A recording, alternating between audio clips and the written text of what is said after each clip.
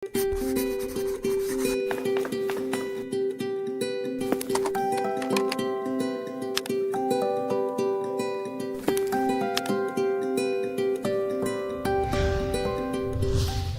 sejahtera.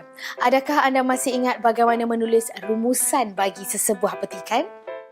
Topik perbincangan hari ini ialah soalan 1 dan soalan 2A kertas 2 SPM Bahasa Malaysia, iaitu rumusan dan pemahaman umum. Soalan rumusan mempunyai 2 kata kunci atau tugasan, iaitu isi tersurat dan isi tersirat.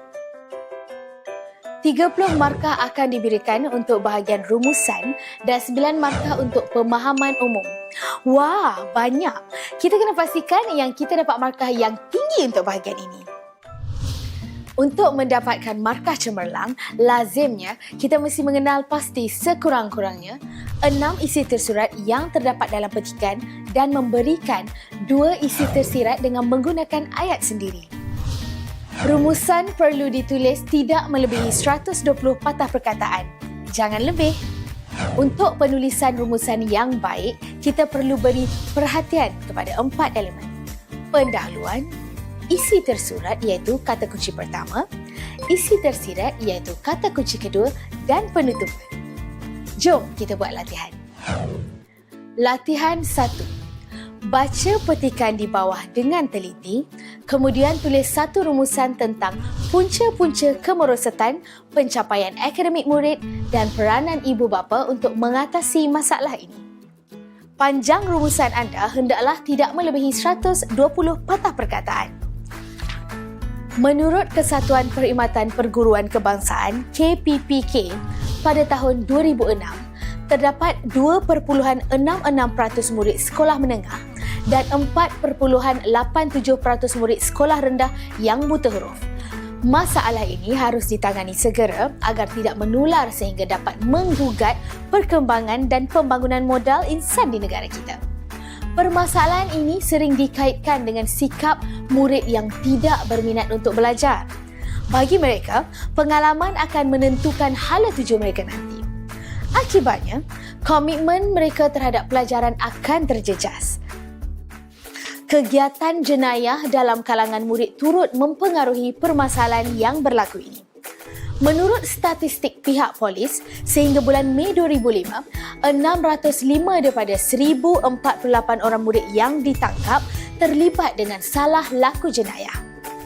Apabila keadaan ini dikesan, maka sudah pastilah kegiatan ini mempunyai kaitan dengan gejala ponting sekolah. Tanpa hadir ke sekolah, sudah tentulah proses pembelajaran tidak akan berlaku. Ilmu tidak dapat diperoleh dan murid terbabit tidak dapat melakukan penambahbaikan diri. Fakta ini dikukuhkan juga dengan perangkaan yang dipaparkan oleh Yayasan Pencegahan Jenayah Negara YPJN, iaitu menunjukkan bahawa 2,377 daripada 4,674 murid yang ditahan sering terlibat dengan gejala ponting sekolah. Menurut kajian psikologi, hubungan kekeluargaan yang renggang sering menyebabkan seseorang murid itu tidak mempedulikan pencapaian akademiknya. Masalah ini perlulah diatasi dengan kadar segera agar impaknya tidak menjadi semakin parah. Malah, institusi keluarga yang rapuh juga sering dikaitkan dengan kegagalan ibu bapa untuk mendidik anak-anak mereka dengan sempurna akibat tekanan hidup yang semakin mencabar. Pakar psikologi juga berpendapat anak-anak yang tidak dapat menerima didikan dan layanan yang baik di rumah akan menjejaskan prestasi akademik mereka semasa di sekolah. Kes penceraian ibu bapa juga semakin biasa berlaku di negara kita pada masa kini. Menurut statistik Kementerian Pembangunan Wanita, Keluarga dan Masyarakat pada September 2005, 3,793 kes penceraian dalam kalangan bukan Islam telah dicatatkan. Masalah penceraian yang berlaku sudah pasti akan mengganggu emosi anak-anak dan seterusnya dapat menyebabkan pencapaian akademik mereka terjejas. Di samping itu, menurut kajian, kebanyakan ibu bapa kini sibuk mengejar kesenangan duniawi dan bersikap keakuan atau individualistik. Biasanya, ibu bapa yang sebegini sering melepaskan ketegangan dan tekanan jiwa mereka terhadap anak-anak sehingga menjejaskan tumpuan mereka dalam bidang akademik. Selain itu, kes keganasan rumah tangga di Malaysia juga semakin meningkat. Keadaan ini menunjukkan kegagalan ibu bapa berperanan sebagai pelindung dan penjaga yang bertanggungjawab kepada anak-anak mereka. Gejala ini juga turut menyebabkan tumpuan anak-anak terhadap akademik akan terjejas teruk. Di samping itu, perubahan sistem sosial dan persekitaran turut mempengaruhi sikap serta tingkah laku anak-anak sehingga boleh menjadi agresif, nakal dan malas belajar. Sesungguhnya, anak-anak merupakan aset yang tiada tara nilainya. Ibu bapa pula diamanahkan untuk mencorak anak-anak mereka dengan sebaik-baiknya. Perlu disedari bahawa pencapaian akademik merupakan salah satu tiket yang mampu menentukan baik buruk masa depan anak-anak. Setiap insan harus melakukan anjakan minda dan beriltizam untuk berubah kerana yang bulat tidak datang bergolek, yang pipih tidak akan datang melayang. Diubah suaikan daripada dilema kemerosotan pencapaian akademik oleh Tam Chai Lian, Dewan Masyarakat, April 2009. Setelah anda baca dan fahami petikan, mulakan jawapan dengan elemen pertama, iaitu menulis perenggan pendahuluan. Ada cara untuk menulis pendahuluan ini. Pertama, kenal pasti kata kunci untuk isi tersurat dan isi tersirat terlebih dahulu. Kata kuncinya ada dalam soalan. Baca petikan di bawah dengan teliti, kemudian tulis satu rumusan tentang punca-punca kemerosotan pencapaian akademik murid dan peranan ibu bapa untuk mengatasi masalah ini. Panjang rumusan anda hendaklah tidak melebihi 120 patah perkataan. Untuk mengenal pasti isi tersurat dan tersirat, baca arahan dalam soalan.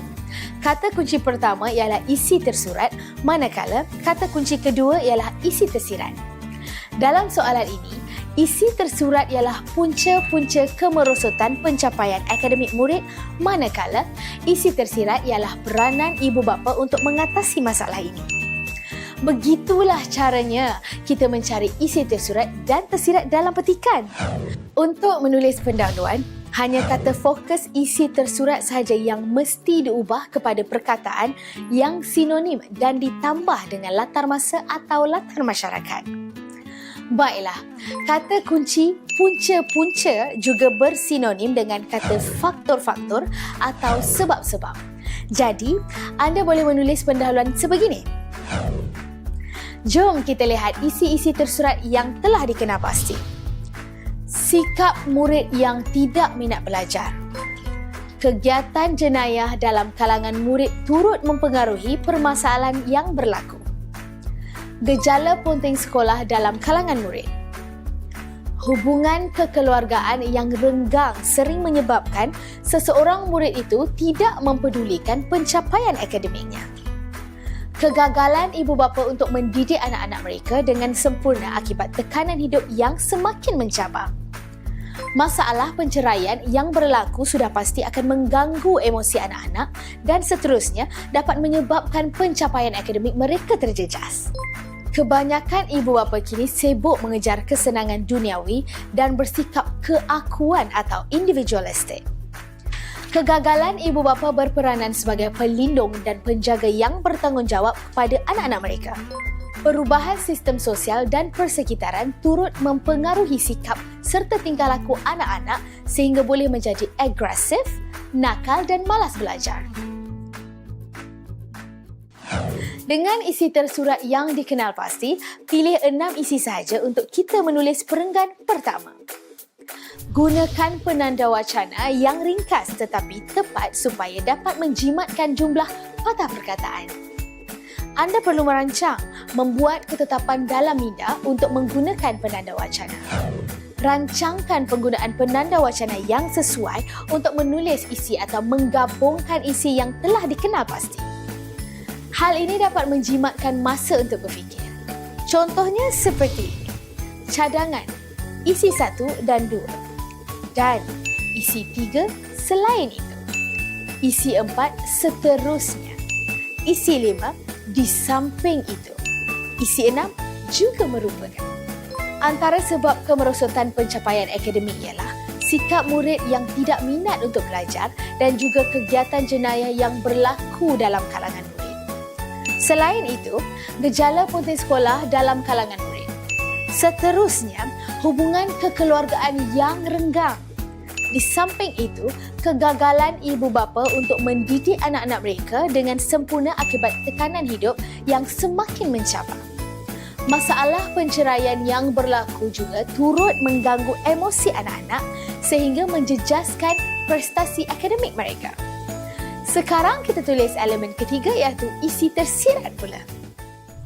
Perenggan isi tersirat mestilah ditulis dalam perenggan lain.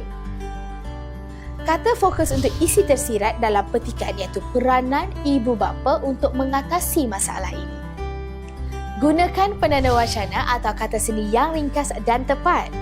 Isi tersirat mestilah terdiri daripada pendapat anda sendiri dan berkaitan dengan isi tersurat. Ingat, tiada markah akan diberikan untuk isi tersirat jika anda ambil bulat-bulat daripada petikan. Jom kita lihat isi tersirat yang telah dikenal pasti. Tulis dalam satu perenggan lain. Berikut ialah contoh perenggan isi tersirat. Peranan ibu bapa untuk mengatasi masalah ini adalah dengan memberikan sepenuh tumpuan dan kasih sayang kepada anak-anak serta sentiasa bekerjasama dengan pihak sekolah agar dapat memantau prestasi akademik anak-anak. Baiklah, selesai dengan perenggan isi tersurat dan tersirat. Seterusnya, kita sampai ke elemen terakhir iaitu penutupan. Bahagian penutupan rumusan pula hendaklah dimulakan dengan penanda wacana penutup seperti kesimpulannya, secara tuntasnya, konklusinya. Anda perlu membina frasa yang membawa maksud cadangan dengan menyisipkan kata bantu seperti harus, mesti, wajar. Seterusnya, diikuti dengan perkataan supaya atau agar yang membawa maksud harapan dan akhir sekali anda perlu menulis frasa harapan. Anda faham apa yang cikgu maksudkan? Ini dia. Cuba tengok contoh penutupan ini. Kesimpulannya, ibu bapa haruslah menunaikan tanggungjawab mereka agar prestasi anak-anak dalam bidang akademik akan meningkat. Kita telah menyelesaikan penulisan rumusan. Jom kita lihat rumusan yang lengkap.